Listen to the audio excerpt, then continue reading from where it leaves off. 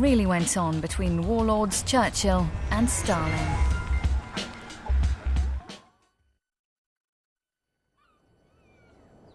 On August the 15th, 1944, American and British troops invaded the south coast of France.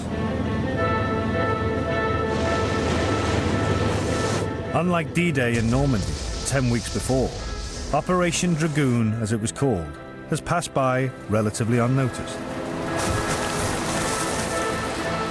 Yet behind it was a ferocious dispute. The landings had been angrily opposed by the British Prime Minister, Winston Churchill. He told the American President, Franklin Roosevelt, they were the first major strategic and political error for which we too have to be responsible. The festering sore which underlay Churchill's outburst was not about his enemy, Hitler, but his ally, the Soviet leader, Joseph Stalin. Operation Dragoon was the final act in a mental duel between Stalin and Churchill, in which each man secretly plotted to impose his own will on the future of post-war Europe.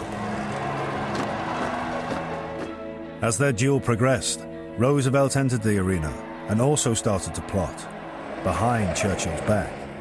Eventually, he'd become the pivotal figure upon whom the duel's outcome would depend. At stake was the future freedom and independence of hundreds of millions of people.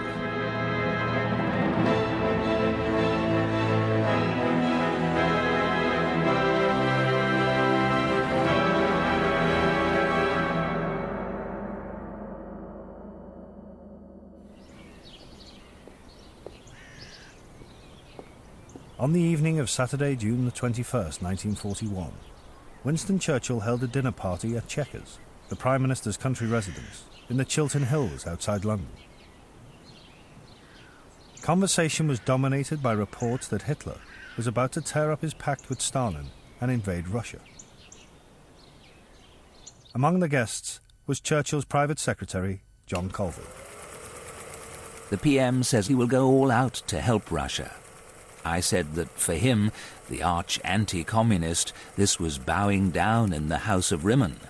He replied that he had only one single purpose, the destruction of Hitler, and his life was much simplified thereby. If Hitler invaded hell, he would at least make a favorable reference to the devil. In the small hours of June the 22nd, 3 million Nazi troops smashed their way into Russia.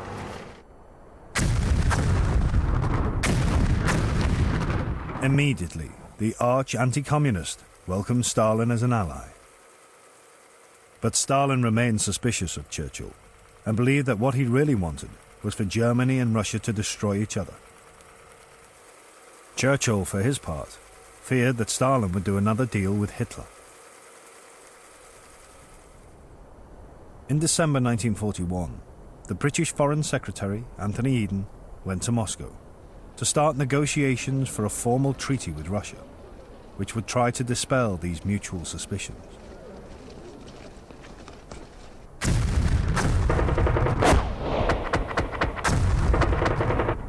As Eden arrived, the Red Army was counter-attacking, but German forces remained dangerously close to Moscow. Even so, Stalin was already thinking long-term. He intended to exact his price for carrying the brunt of the fight, particularly territory. Eden noted Stalin's demands. January the 3rd, 1942. As regards the special interests of the Soviet Union, Stalin desired the restoration of the position in 1941 prior to the German attack, in respect to the Baltic states, Finland and Bessarabia. Stalin also wanted back the eastern part of Poland. In sum, all the territory he'd grabbed as part of the Nazi-Soviet Pact of 1939. Top of his list was the Baltic states, which had only gained their independence from Russia after World War I. Eden told Churchill, I am clear that this question is for Stalin the acid test of our sincerity. Nothing we in the United States of America can do or say will affect the situation at end of war. If the Russians are victorious, they will be able to establish these frontiers. and we shall certainly not turn them out.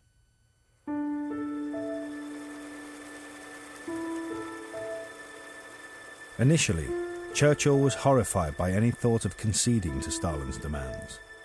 He replied to Eden, The 1941 frontiers of Russia were acquired by acts of aggression in shameful collusion with Hitler. The transfer of the people of the Baltic states to Soviet Russia against their will would be contrary to all the principles for which we are fighting this war. I know President Roosevelt holds this view as strongly as I do. These principles had been enshrined in the Atlantic Charter, which Roosevelt and Churchill had agreed during their meeting in Newfoundland in August 1941. Most importantly, they guaranteed the future freedom and independence of the nations conquered by Hitler.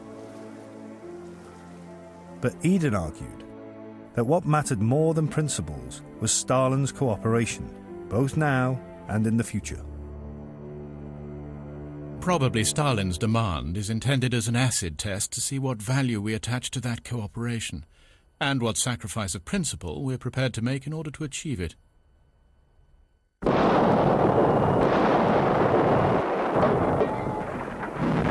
In the coming weeks, Churchill's attitude began to be coloured by disastrous turns in the war. In the Far East, Singapore had fallen to the Japanese. The Battle of the Atlantic was grim. Finally, Churchill did an about-turn. On March the 7th, 1942, he wrote to Roosevelt that the Baltic states could be sacrificed to keep Stalin on side. The increasing gravity of the war has led me to feel that the principles of the Atlantic Charter ought not to be construed so as to deny Russia the frontier she occupied when Germany attacked her. The next day, the British ambassador to Washington, Lord Halifax, was summoned to the White House to discuss Churchill's cable. Roosevelt showed himself just as willing as Churchill to sacrifice the Baltic states, though he preferred to do it more furtively. FDR's mind is already moving along the only remaining line. That is of saying to Stalin that we all recognize his need for security, that to put anything on paper now is impossible, that future of Baltic states clearly depends upon Russian military progress, and that neither United States nor Great Britain would or could turn them out. Why then should Stalin worry? As early as March 1942, Churchill and Roosevelt had shown themselves willing to give away the future freedom of 3 independent nations. They'd been driven by the fear that Stalin and Hitler would do another deal. But, though the thought once or twice crossed the minds of both dictators, it was never a real possibility. Their submission to Stalin was unnecessary. It was also the beginning of a slippery slope.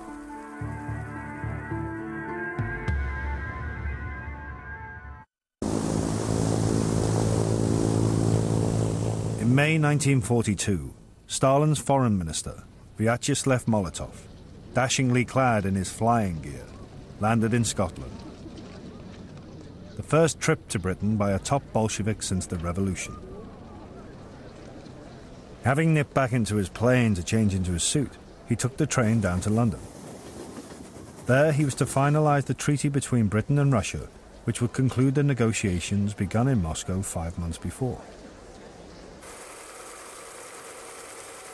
Stalin had given Molotov an extensive shopping list of territory that Britain must agree as part of the post-war Soviet Union.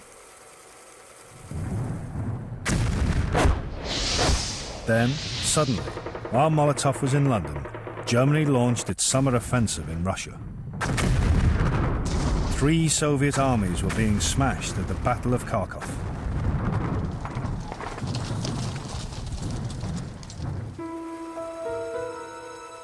Stalin's priorities instantly changed. He was desperate for military help from the British and Americans.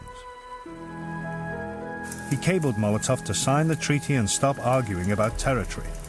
That would look after itself. 24th of May, 1942. The question of future borders will be decided by force. The military relief Stalin wanted was a cross-channel invasion of France as a second front against Hitler.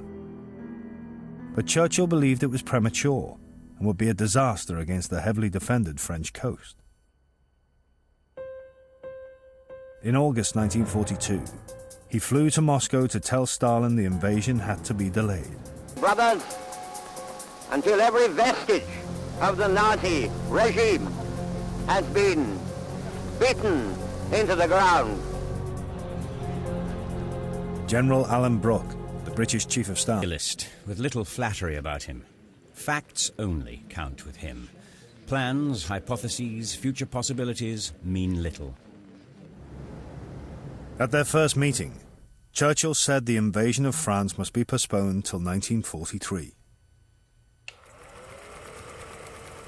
He then projected a vision of his alternative plan. He told Stalin that first the Allies would land in the northwest of Africa and drive the Germans out. Then he drew a map in the shape of a crocodile. The hard snout, he explained, was the heavily defended coast of France. Churchill said that rather than invade there, he wanted to attack Hitler in what he called the soft underbelly of Europe, the Adriatic and the Balkans. Stalin questioned him curtly, but politely. The next day, Stalin's mood turned vicious. He accused the British of cowardice. You British are too afraid to fight the Germans. If you tried it like us Russians, you would not find it so bad. Churchill reacted with eloquent fury. I have come all round Europe in the midst of my troubles. Yes, Mr. Stalin, I have my troubles as well as you, hoping to meet the hand of comradeship. And I am bitterly disappointed I have not that hand. Later that night, Churchill told his staff he would leave Moscow forthwith. But Stalin had been impressed by Churchill's passion, and on the third night, a banquet at the Kremlin broke the ice. From the beginning, vodka flowed freely and one's glass kept being filled up. The tables groaned under every description of hors d'oeuvre and fish, etc. Molotov was opposite Stalin and started proposing toasts within 5 minutes of our having sat down. These toasts went on continuously. By the end of the dinner, Stalin was quite lively, walking around the table to click glasses with various people he was proposing the health of. He is an outstanding man, there is no doubt about that, but not an attractive one. Whenever I look at him, I can imagine his sending off people to their doom without ever turning a hair. During the dinner, Churchill made an aside that Stalin was a peasant whom he could handle. His aides were horrified, and later, back in his room, warned him the Russians were bugging everything.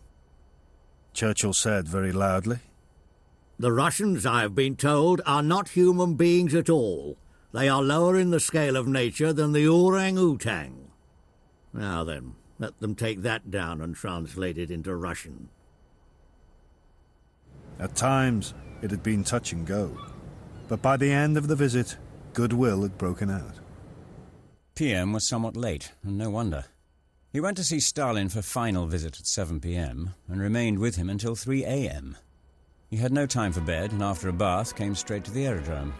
The band played the Internationale, God Save the King, and the Star-Spangled Banner, during which period we all stood to attention and saluted.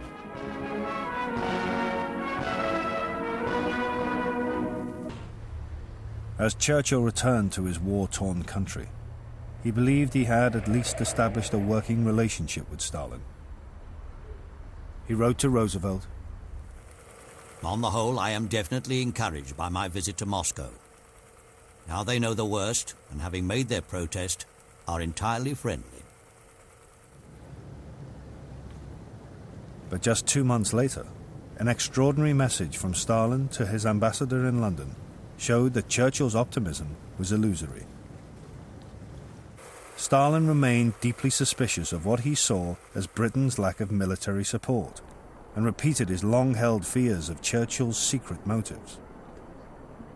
We in Moscow get the impression that Churchill is aiming at the ultimate defeat of the Soviet Union, in order then to come to some agreement with Germany at the expense of our country.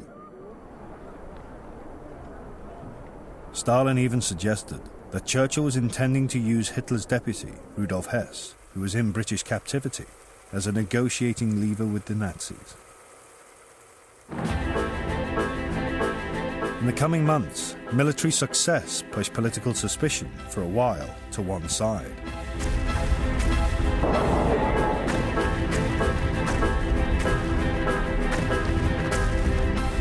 Rommel was beaten at the Battle of El Alamein. The Americans and British landed successfully in the northwest of Africa. The Russians defeated the Germans at Stalingrad. Military success was bringing the post-war world nearer.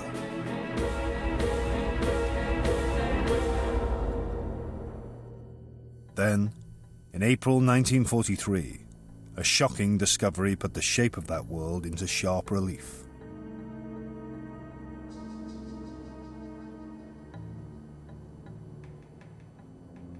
Germany announced that the bodies of thousands of Polish officers had been found in Katyn Forest, shot by the Russians in the spring of 1940.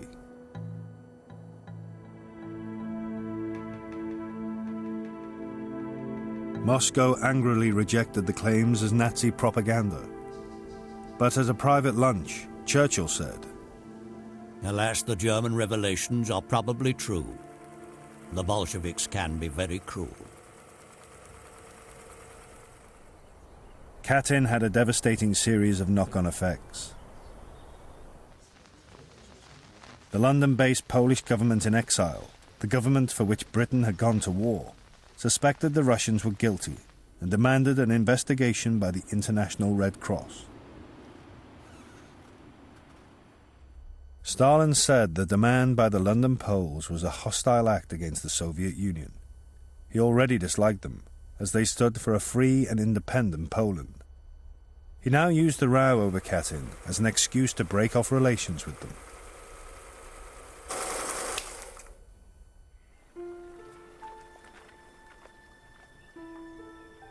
Churchill was caught between his loyalty to the London Poles and his wish to preserve good relations with Stalin.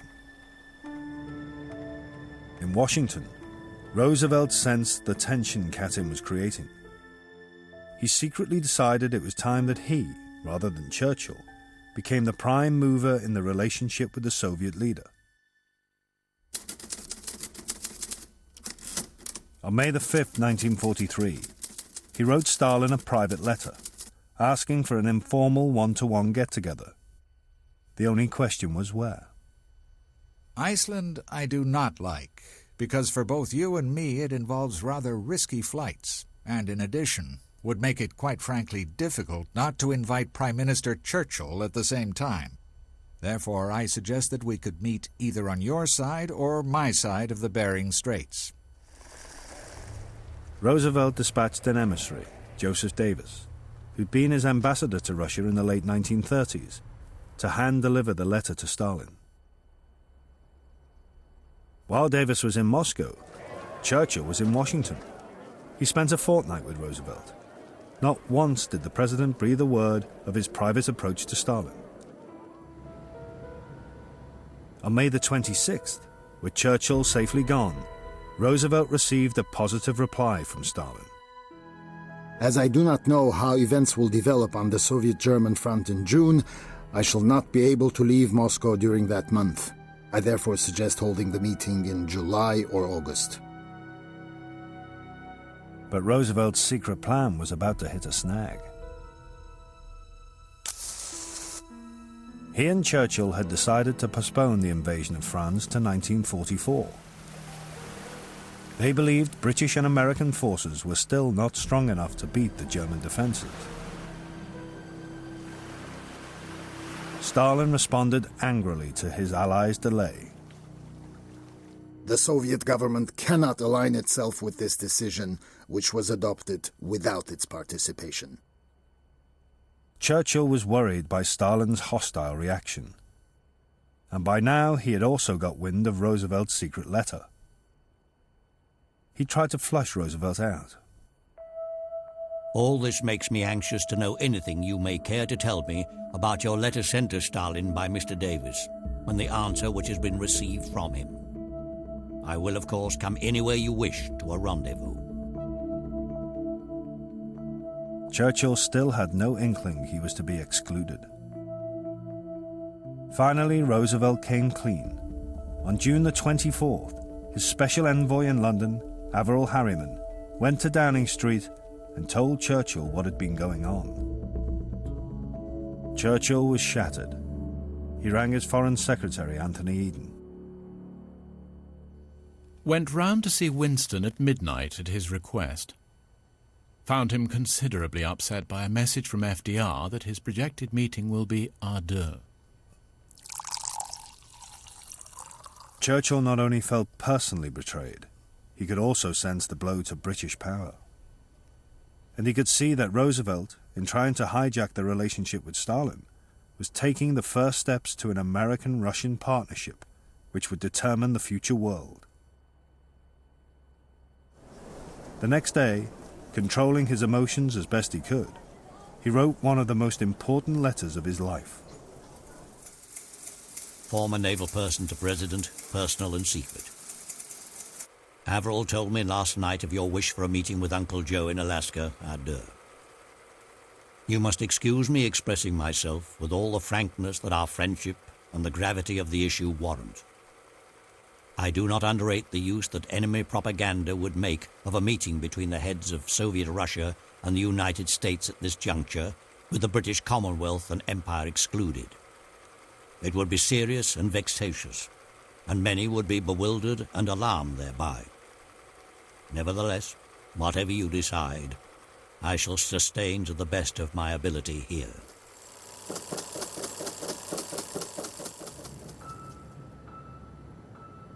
Churchill had been kept in the dark for 6 full weeks by the ally he thought to be his friend.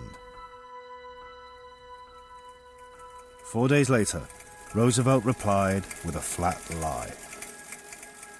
I did not suggest to Uncle Joe that we meet alone, but he told Davies that he assumed A, that we would meet alone, and B, that he agreed that we should not bring staffs to what would be a preliminary meeting. In August, Stalin finally turned down Roosevelt's request for a meeting, claiming the pressures of war as his excuse. For the moment, Roosevelt was thwarted. Beyond the deceit and the power play, the distressing episode left Churchill with a further troubling thought. Up until now, both he and Roosevelt had handled Stalin with kid gloves. But Churchill was becoming split-minded. On one side, he believed that he, as one great man, could deal with Stalin, another great man, by face-to-face diplomacy. But on the other side, the Katyn massacre had reawakened all his old fears of the Bolsheviks. A nightmare was forming, that Stalin was at the head of a Russian colossus, which would devour much of Europe before the British and Americans could get there, and create a new, totalitarian empire.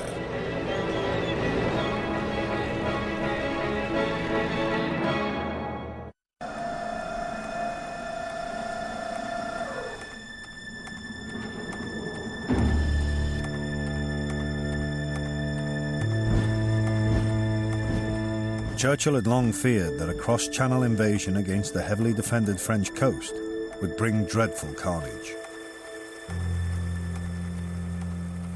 Instead, he favoured his alternative strategy of attacking Germany via the Adriatic and the Balkans.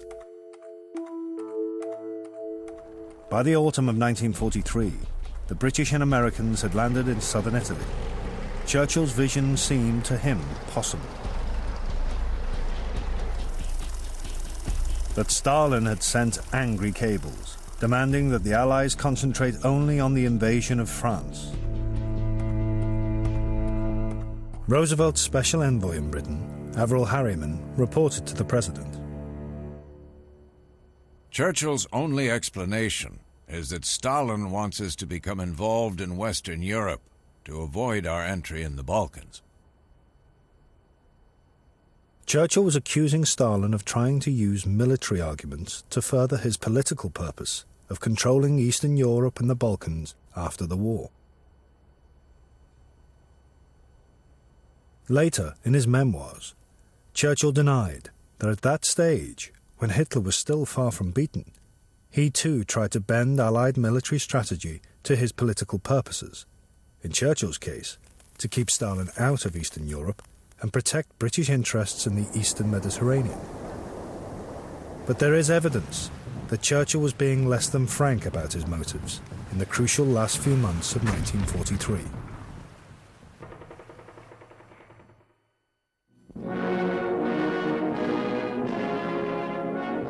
In August 1943, the British and Americans met at Quebec to decide the next stage in the war. Churchill knew it would be fatal to suggest to Roosevelt that they should try to beat the Russians to the Balkans and Eastern Europe for political reasons.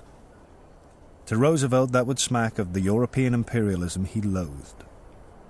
So Churchill argued for his alternative strategy on purely military grounds. But one chance remark revealed his inner thoughts. Stalin is an unnatural man. There will be grave troubles.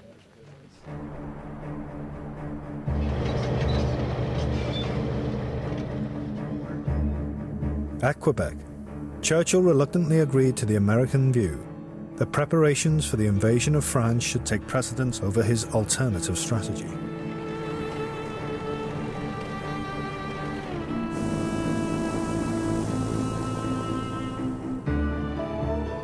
But back in London, Churchill began to renege. Further evidence of his political motives emerged at an extraordinary War Cabinet meeting in early October. The Foreign Secretary, Anthony Eden, gave an account of what happened to Oliver Harvey, his private secretary. The PM spoke for 3 hours. He talked great nonsense, and AE was furious. The PM kept saying such things as, "We mustn't weaken Germany too much. We may need her against Russia." The cabinet colleagues were horrified at all this. Churchill's remarks showed that Stalin's suspicions of 12 months before had not been so outlandish.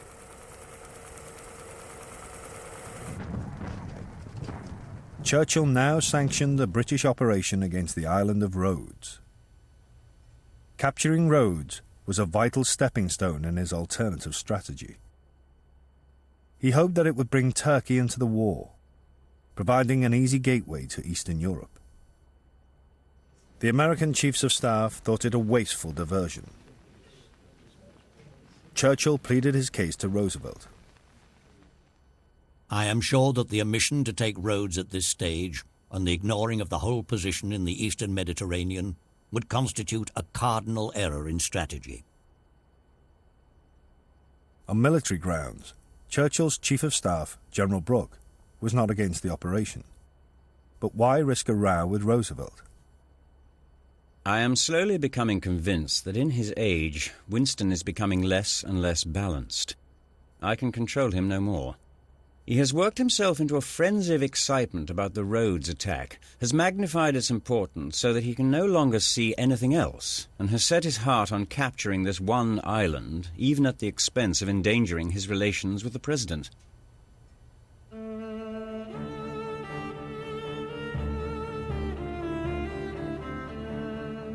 While Churchill fanatically plotted his alternative strategy, his Foreign Secretary, Anthony Eden, was attending a foreign ministers' conference in Moscow. From there, Eden cabled Churchill that Stalin was continuing to insist his allies must concentrate only on the invasion of France, Operation Overlord as it was now called.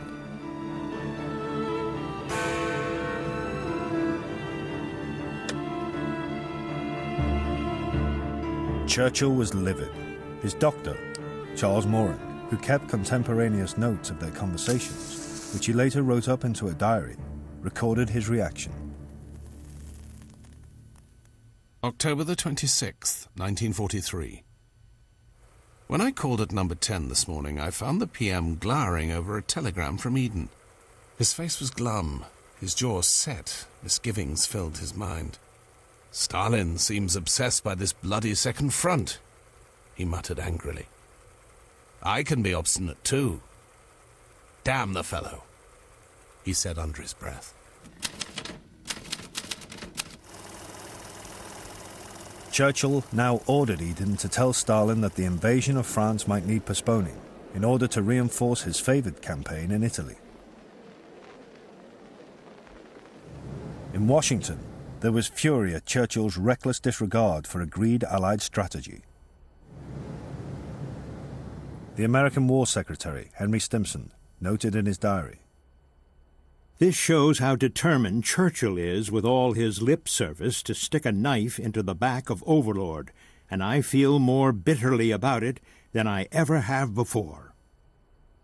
In Moscow, Anthony Eden and his team were just as angry. The PM is untamable. He cannot leave well alone, and he loathes the Russians. He would torpedo AE's conference lightheartedly. Churchill's plotting was getting him nowhere.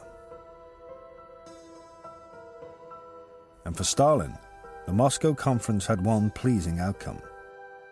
It was agreed that all liberated territories would be administered by the occupying power. Stalin told his closest associates, "Now the fate of Europe is settled. We shall do as we like with the Allies' consent." In November 1943, Churchill left Britain for a long trip, first to Malta. Amid the acclamation, he was angrier than ever. His campaign in the eastern Mediterranean was failing. German forces beat the British out of the Greek island of Leros. Churchill blamed it on the United States' refusal to supply enough resources. November the 18th, 1943. PM gave long tirade on evils of Americans and of our losses in the Aegean and Dalmatian coast. At this point, Churchill's wife, Clementine, hearing of her husband's vile mood, wrote him a long and soothing letter. My darling, I'm afraid that so far your journey has not been pleasant or refreshing. Your cold must have made you miserable and uncomfortable, and then I know Leros must cause you deep unhappiness. But never forget that when history looks back, your vision and your piercing energy, coupled with your patience and magnanimity, will all be part of your greatness. So don't allow yourself to be made angry. I often think of your saying that the only worse thing than allies is not having allies.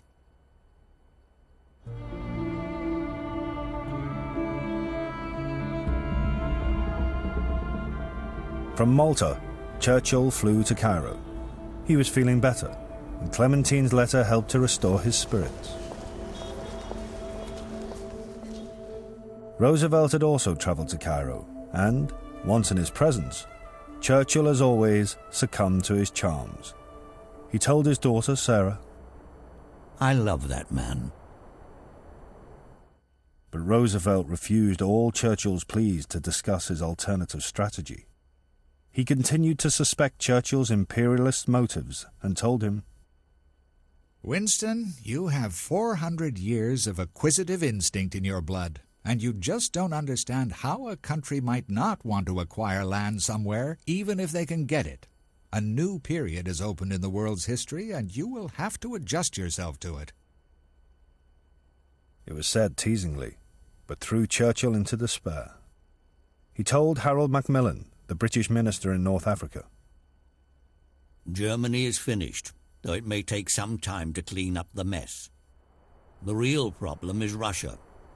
I can't get the Americans to see it."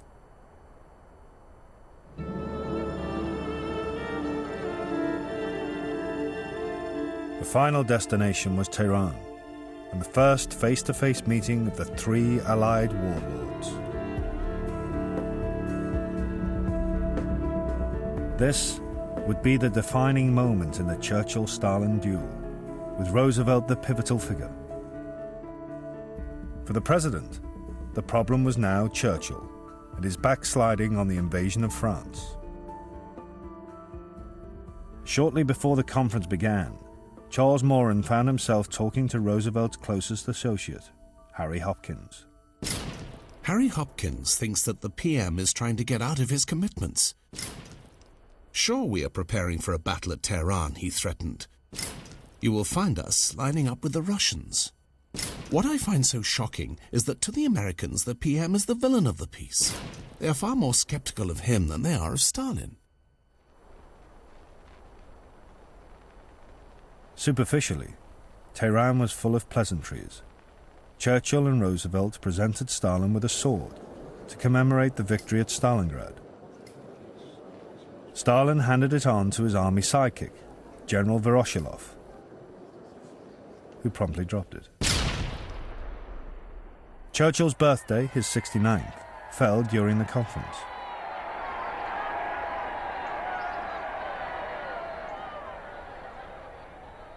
He hosted a splendid dinner, and Roosevelt gave him a valuable Cachan bowl with a note. With my affection, may we be together for many years.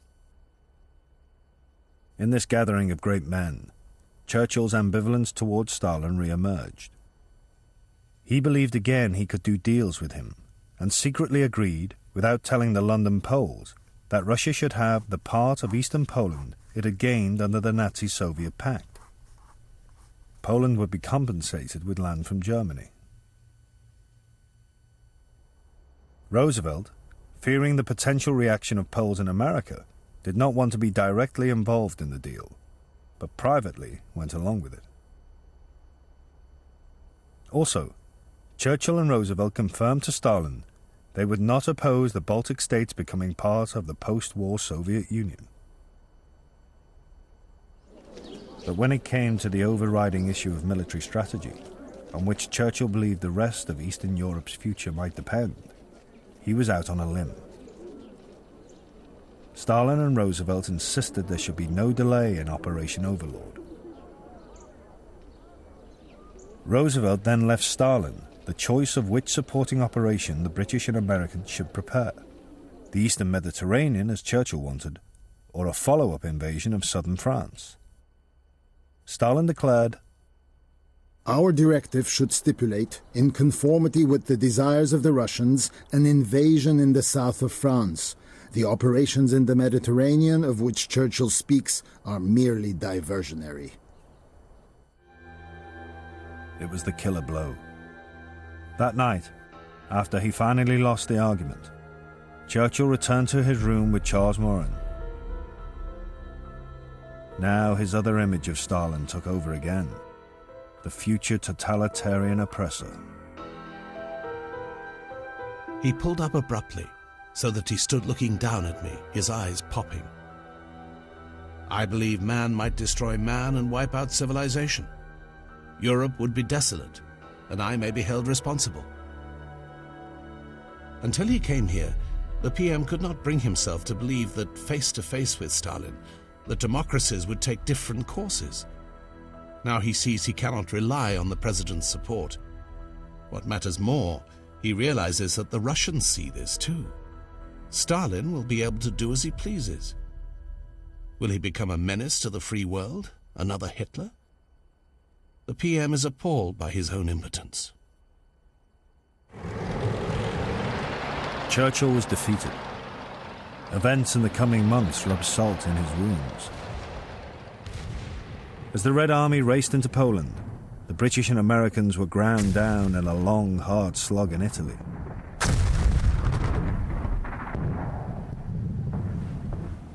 D-Day, the invasion of France, which Churchill had opposed for so long, drew near. He was a disappointed man. May the 7th, 1944. He looked very old and very tired. He said he could still always sleep well, eat well, and especially drink well, but that he no longer jumped out of bed the way he used to, and felt as if he would be quite content to spend the whole day in bed. I have never yet heard him admit that he was beginning to fail.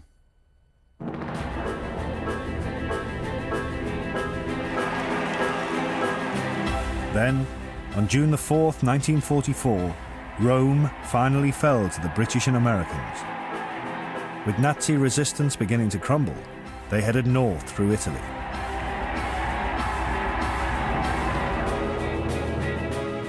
Churchill suddenly saw a last gasp opportunity.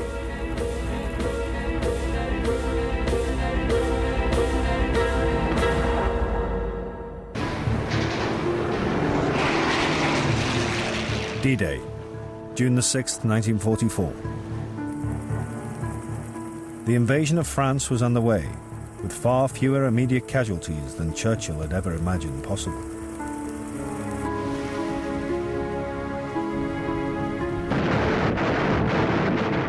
Two weeks later, the Russian army launched its summer offensive.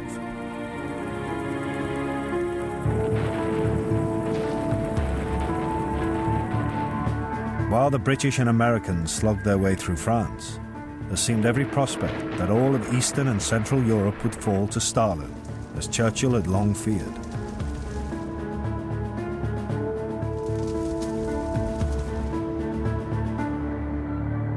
But now, at the very last minute, Churchill saw one final chance to win his duel with Stalin.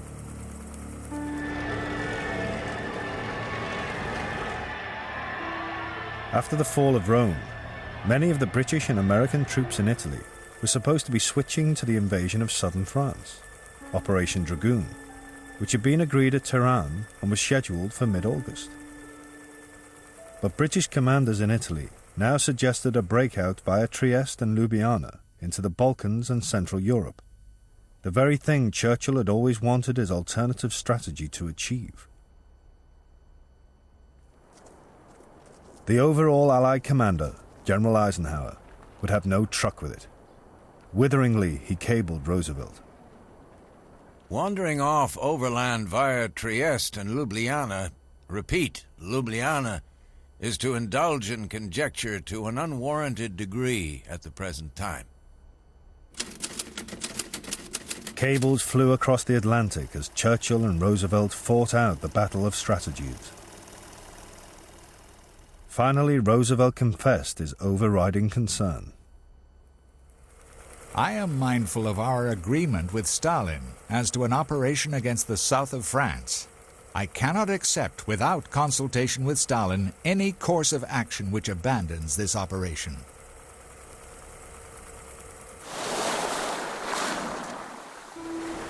Churchill was enraged. Yet again, Stalin was dictating events. The planned invasion of southern France seemed to him pointless. On June the 30th, he drafted the strongest words he had ever written to the president. I cannot exaggerate the seriousness of this issue. The whole campaign in Italy is being ruined. If my departure from the scene would ease matters by tendering my resignation to the king, I would gladly make this contribution. But I fear that the demand of the public to know the reasons would do great injury to the fighting troops in the Mediterranean. But no one contemplated that everything that was hopeful in the Mediterranean should be flung on one side, like the rind of an orange, in order that some minor benefice might come to help the theatre of your command.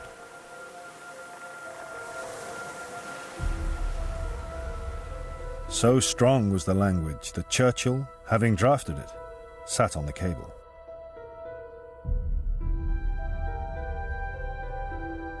That night he met his military chiefs. General Brooke now realized the argument would get the British nowhere. June the 29th, 1944. Just back from a meeting with Winston. I thought at first we might have trouble with him. He looked like he wanted to fight the president. However, in the end, we got him to agree to our outlook, which is, all right, if you insist on being damned fools, sooner than falling out with you, which would be fatal, we shall be damned fools with you, and we shall see that we perform the role of damned fools damned well. A new telegram was drafted. Churchill reluctantly conceded, but told Roosevelt the decision was, The first major strategic and political error for which we too have to be responsible. It was the first time Churchill had admitted to Roosevelt his ulterior, political motive. And as for consulting Stalin, what would be the point? As Churchill put it, with pained understatement. On a long-term political view, Stalin might prefer that the British and the Americans do their share in France in the very hard fighting that is to come, and that East, Middle and Southern Europe should fall naturally into his control.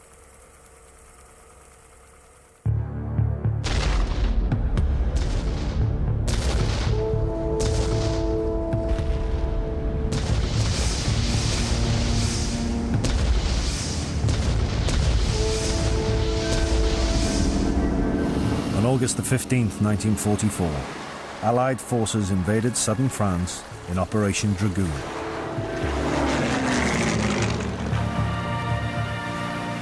Militarily, the invasion was a success, reinforcing the push through France. As to whether Churchill's alternative strategy could have been more successful, opinion is divided. But one man agreed with him, Mark Clark, the top American general in Italy. After the war, Clark wrote, "The weakening of the campaign in Italy in order to invade southern France instead of pushing on into the Balkans was one of the outstanding mistakes of the war. Stalin knew exactly what he wanted, and the thing he most wanted was to keep us out of the Balkans.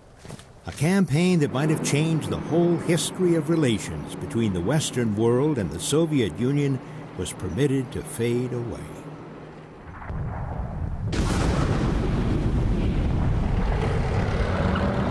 Whether or not Clark and Churchill were right, there was nothing physically the British and Americans could now do to stop the Russian army occupying the nations of Eastern Europe and the Balkans. But would Stalin allow those nations their freedom?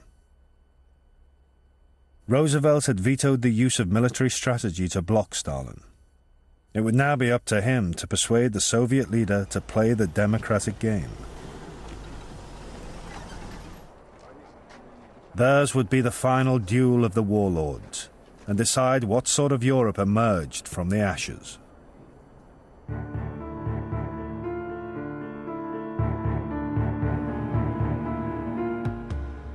So the final part is next Sunday at 8, and you can explore the characters and background of the four warlords at channel4.com/history. Coming up, Little Brother's very big reunion party.